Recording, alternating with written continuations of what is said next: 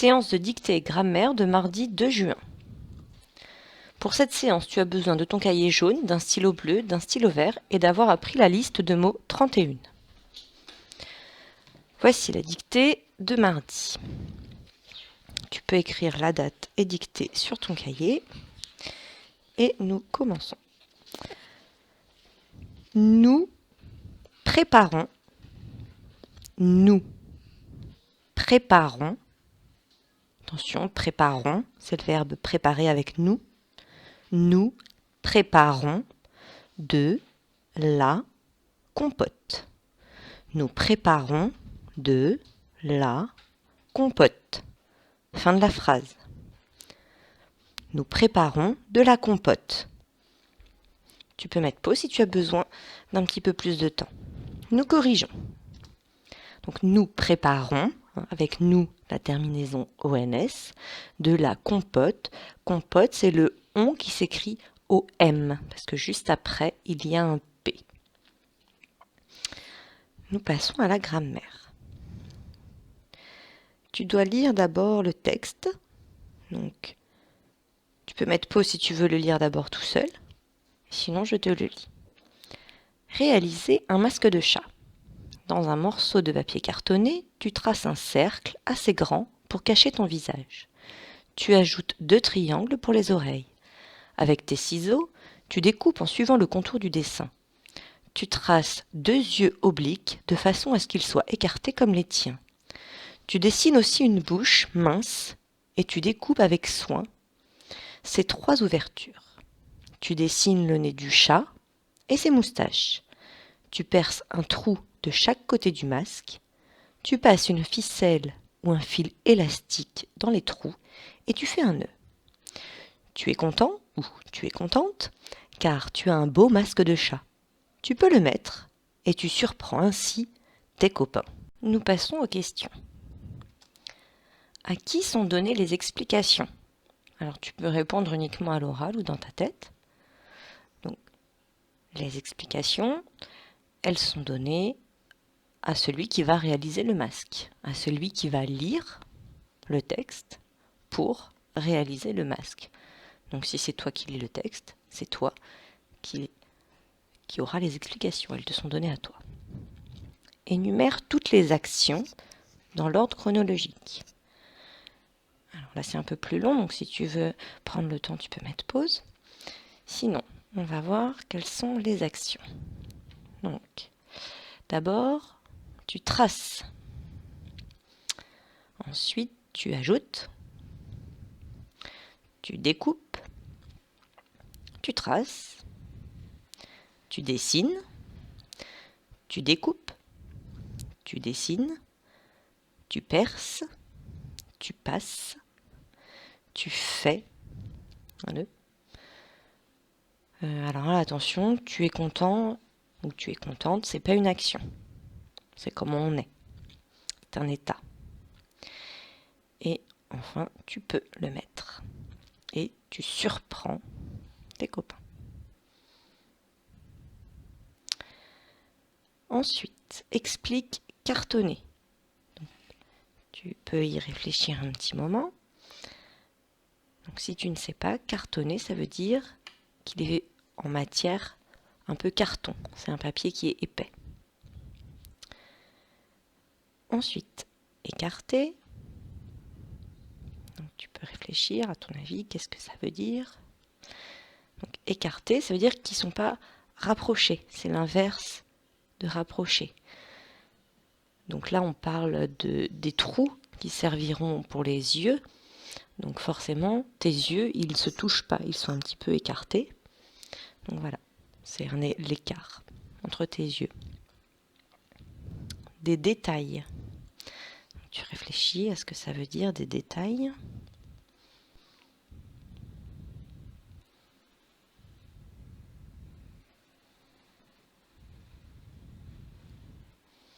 Donc des détails, c'est des toutes petites choses, des choses en général assez petites auxquelles on prête attention si on regarde bien.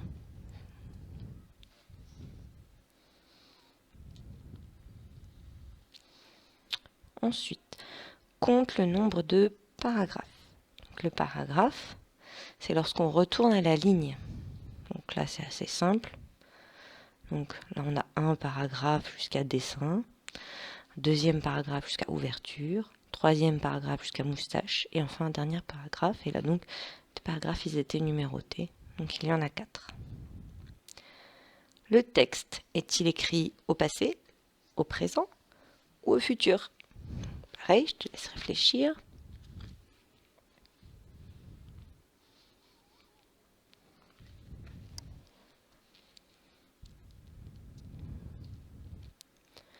Donc, le texte, là, il est écrit au présent.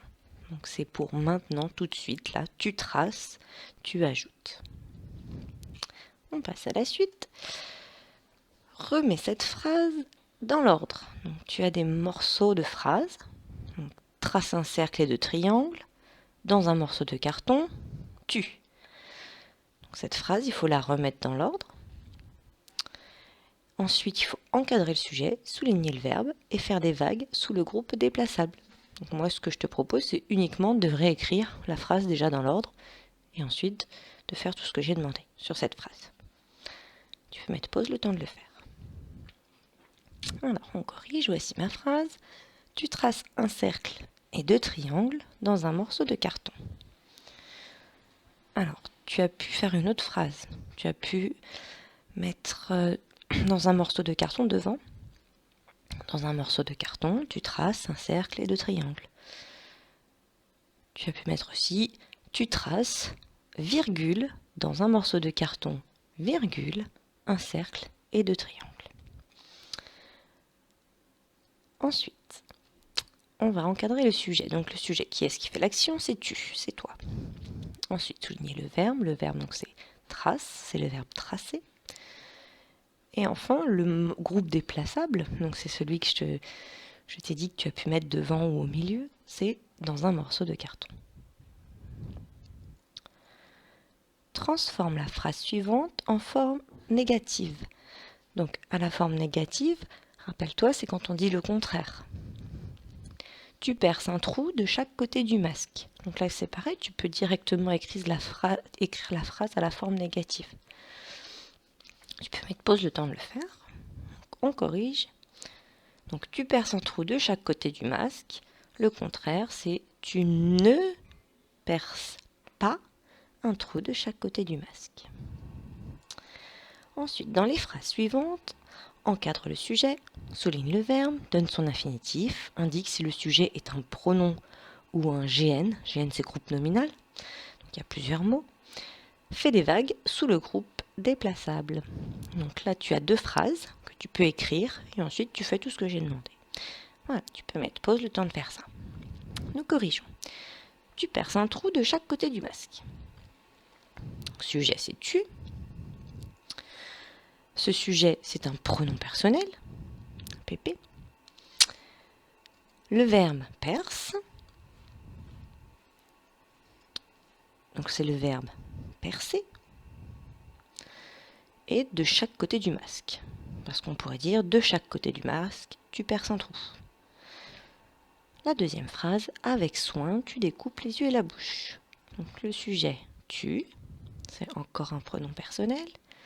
Le verbe découpe, c'est le verbe découper. Et le groupe déplaçable, avec soin. J'aurais pu dire, tu découpes les yeux et la bouche avec soin. Exercice suivant. Écris une phrase avec les groupes de mots suivants. Pense à la majuscule et au point, souligne le verbe. Donc là, pareil, tu peux écrire directement la phrase dans l'ordre, en pensant bien à la majuscule et au point, et tu soulignes le verbe. Tu peux mettre pause le temps de faire ça. Donc voici la correction. Papa regarde les informations à la télévision chez grand-père. Donc, attention, encore une fois, il y a un groupe déplaçable. Donc ta phrase aurait pu être chez grand-père, papa regarde les informations à la télévision. On aurait pu mettre papa regarde chez grand-père les informations à la télévision. Voilà, il y avait plusieurs phrases possibles. Hein. Peut-être tu en as même trouvé une autre qui est correcte. Et par contre, il fallait souligner le verbe, donc là c'est toujours le même. C'est regardera. D'accord? Et c'est le verbe regarder. Alors, attention, on va bien relire cette phrase. Papa regardera les informations à la télévision chez grand-père. C'est du passé, du présent ou du futur? Eh bien, c'est du futur. C'est demain, par exemple, demain ou plus tard, papa regardera les informations à la télévision chez grand-père. Exercice 2. Écris à la forme négative. Donc, tu peux écrire directement cette phrase ou réaliser d'autres masques à la forme négative. Tu peux mettre pause le temps de le faire. Nous corrigeons. Donc c'est vous ne réalisez pas d'autres masques. Troisième exercice, souligne le verbe et encadre le sujet. Indique l'infinitif du verbe. Tu peux écrire juste les 3 phrases, et puis souligner le verbe, encadrer le sujet, et puis indiquer l'infinitif du verbe. Tu peux mettre pause. Nous corrigeons. Les chevaux sautaient la haie avec facilité. Donc sauter, c'est le verbe. Les chevaux, c'est le sujet. Qui est-ce qui sautait la haie? Les chevaux. Et c'est le verbe sauter. Pauline avait peur lors de l'accident. Donc le verbe, c'est avait. Qui est-ce qui avait peur? C'est Pauline, le sujet. Et enfin, c'est le verbe avoir. Le soleil brillera toute la journée. Donc brillera, c'est le verbe. Qui est-ce qui brillera? C'est le soleil. Et enfin, c'est le verbe briller. Le soleil brillera toute la journée. C'est du passé, du présent ou du futur? Eh bien, c'est du futur. Par exemple, demain, le soleil brillera toute la journée. Bravo, tu as terminé cette séance.